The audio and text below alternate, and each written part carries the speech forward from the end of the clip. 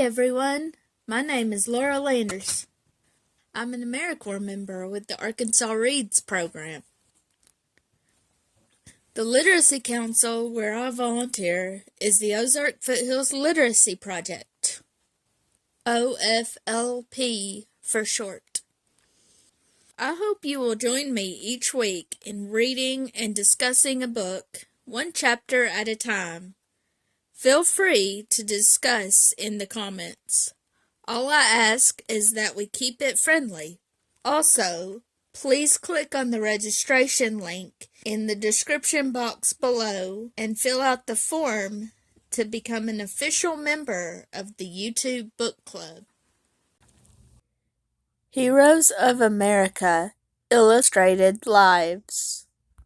Clara Barton and the American Red Cross by Eve Marco. Chapter illustrations by Pablo Marcos. Cover illustration by Jordi Torres. To start from Chapter 1, click the link in the description box below. Chapter 7. She's on her way. I'm well and strong and young, Clara Barton wrote in her diary when the Civil War began. If I can't be a soldier, I'll help soldiers.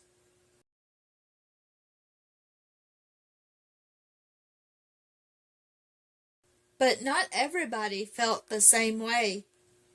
Washington, D.C. was part of the South, just across the Potomac River from Virginia, which had also seceded from the Union and joined the Confederacy.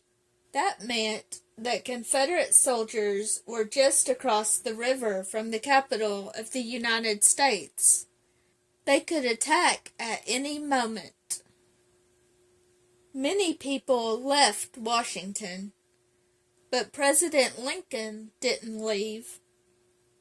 Instead, he immediately asked for soldiers from the northern states to come down to defend Washington. The 6th Massachusetts Regiment arrived by train, and when it did, Clara Barton was at the station to meet them. As the soldiers stepped off the train, Clara saw a face that was familiar to her from long ago. "Pete Boyd!" she exclaimed. "Do you remember me?"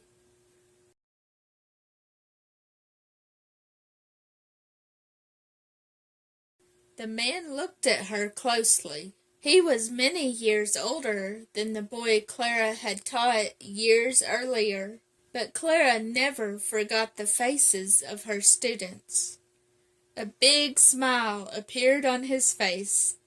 "Sure, I remember you. You're Miss Barton. You taught us how to pitch horseshoes at the North Oxford schoolhouse." Clara laughed. "I hope that wasn't the only thing you learned from me, Pete," she said, giving him a big hug. "There are some others here you'll remember," he told her eagerly. "Hey, men," he shouted. "Look who's here. It's Miss Barton." The other men crowded around them, and Clara recognized many of them. They'd been her pupils in Massachusetts, young boys she had taught how to read and write, now all grown up and ready to fight, maybe even die, for their country. Clara felt tears come to her eyes. "All of you are a lot bigger than I remember," Clara said, "but you're still my boys, and I'm still going to take care of you. Is there anything you need?" "When we stopped in the Baltimore train station, we were attacked by a mob," another soldier told her. "They killed a couple of our men and wounded many others." "You might say we're the lucky ones," Pete Boyd said. "We made it all right, but we have nothing. We lost our clothes, our baggage, everything." We haven't had anything to eat, either, somebody else told her. I'll take care of that, Clara Barton promised them immediately. I took care of you in school, and now that you've come down to Washington to defend the city, I'll take care of you again. Where are you boys staying? They're putting us in the capital for now, before they send us to the front lines. Clara Barton swung into action. She went back home and took out all the extra linen she had. She even tore up sheets to make handkerchiefs. She asked her neighbors for their extra linens, clothes, and food, and packed everything in large baskets. The next day, she came into the Senate chamber of the Capitol, where her soldiers were staying, followed by 5 porters carrying the enormous baskets of food and other supplies. Her boys whooped and hollered when they saw her. The soldiers of the regiment helped themselves to everything Clara had brought, joking and teasing with her, and she laughed right back. This feels just like the old days, Clara thought. I brought one more thing, she told them, her eyes twinkling as they ate hungrily. I got one copy of our newspaper from our old town, the Worcester Spy. I thought you might want to know what's happening back home. The soldiers gave Clara Barton a cheer. They carried her toward the front of the Senate chamber and placed her in the big chair reserved for the Vice President of the United States. Clara laughed, but she sat down.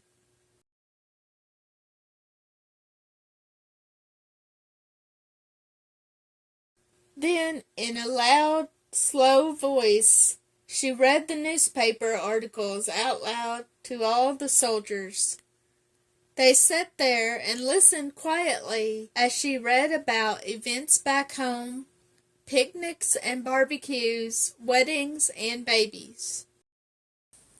They thought of the girlfriends and wives they left behind, their children and their parents.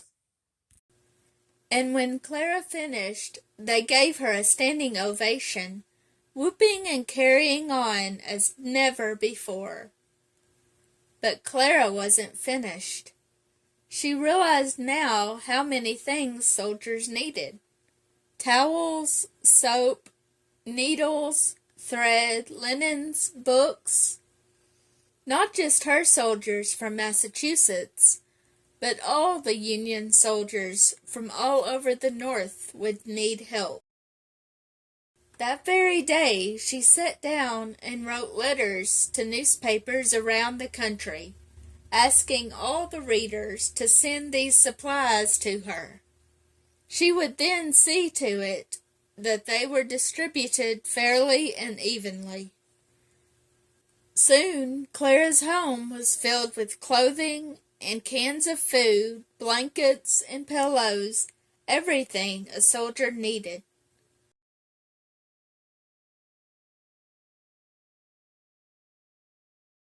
She gave these to the soldiers as soon as she got them.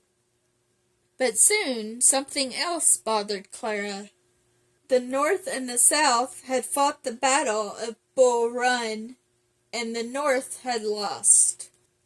Clara and her sister Sally stood on the banks of the Potomac River as the wounded soldiers were brought back to Washington, where the nearest hospitals were. She watched as the soldiers lay in the sun or the rain, sometimes for hours, sometimes for days, waiting till they could be taken to the hospital. Clara did whatever she could, bandaging their wounds, feeding them, but often the soldiers died before her eyes. If there had been a nurse at the battlefield, she could have taken care of the wounded soldiers right away. I bet most of these soldiers would still be alive today if someone had been there to bandage their wounds and feed them and keep them warm when they got hurt, Clara told her sister. But nurses are women, Sally reminded her, and women are never allowed near the battlefield. It's time they were, Clara said, looking at the wounded soldiers all around them. Many of them, she knew, were not going to make it to the end of the day. If only they had received treatment earlier. But where are you going to find nurses ready to risk their lives at the front lines? Sally asked. There's one right here, Clara told her. I want to go to the front lines to take care of our soldiers. As soon as she got home, Clara wrote letters to the Union Army asking permission to go to the front lines to nurse wounded soldiers. Finally, she was given an appointment with a Union general.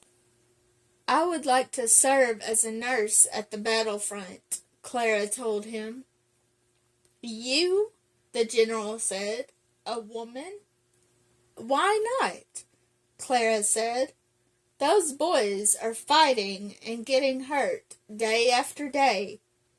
If they had somebody nursing them right away, instead of having to wait for days till they're brought back to a hospital in Washington, many of them would live.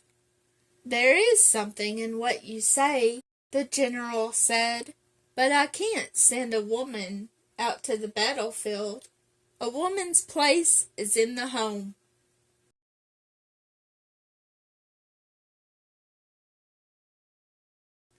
But Clara wouldn't give up.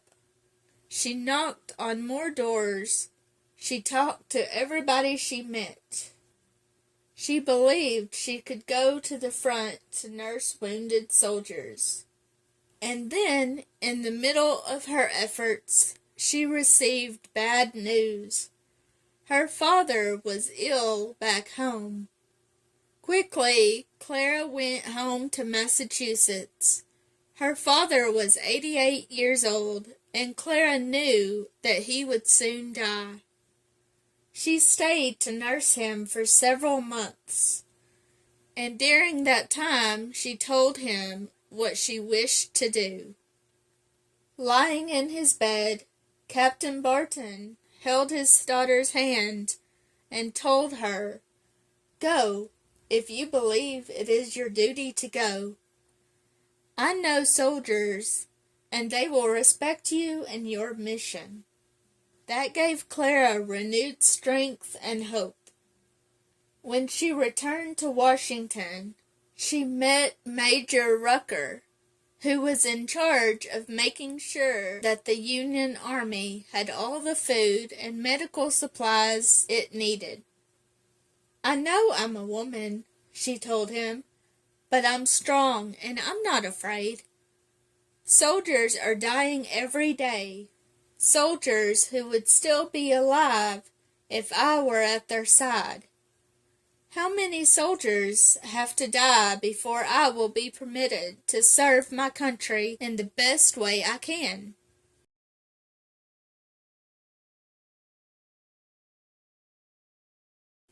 "Not many more," Major Rucker told her. "You're a brave woman, Miss Barton.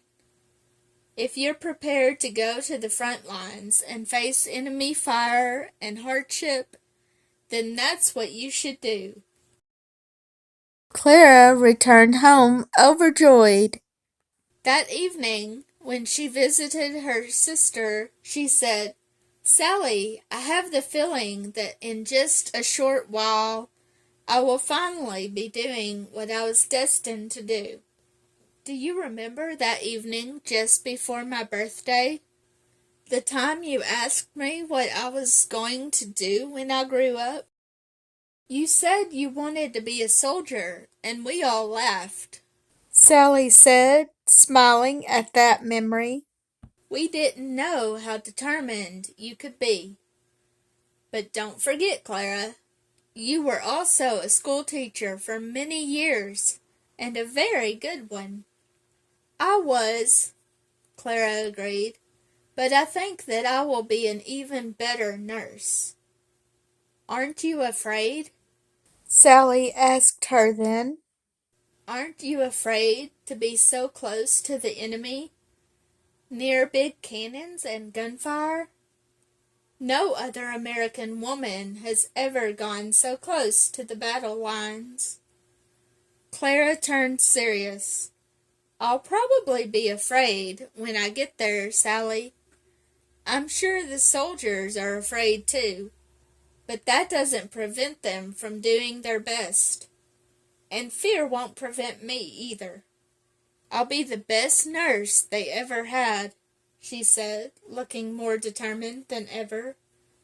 I want to save lives.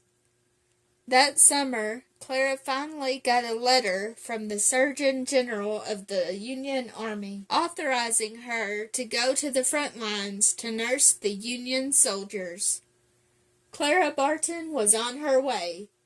Of all the important steps she had taken already, of all the things she had done in her life so far, she was about to embark on the most significant undertaking of her life, for herself and for the world. Clara Barton, Chapter 7, Discussion Questions. Number 1. How did Clara feel when she saw some of her former students? Have you ever reunited with someone that you hadn't seen in a while? How did you feel? Number 2. How did Clara show determination in this chapter? Have you ever been determined to do something, even though most of your friends and family disagreed with you? What did you do? Number 3. Who supported Clara in her dream? Who supports you the most? Please post your discussion in the comments below. Also, remember to click on the link in the description box below to fill out the registration form and become an official member of the OFLP YouTube Book Club. Next week, I will post the next chapter and discussion questions, so be on the lookout for that. Thank you so much for listening and participating. Have a great week.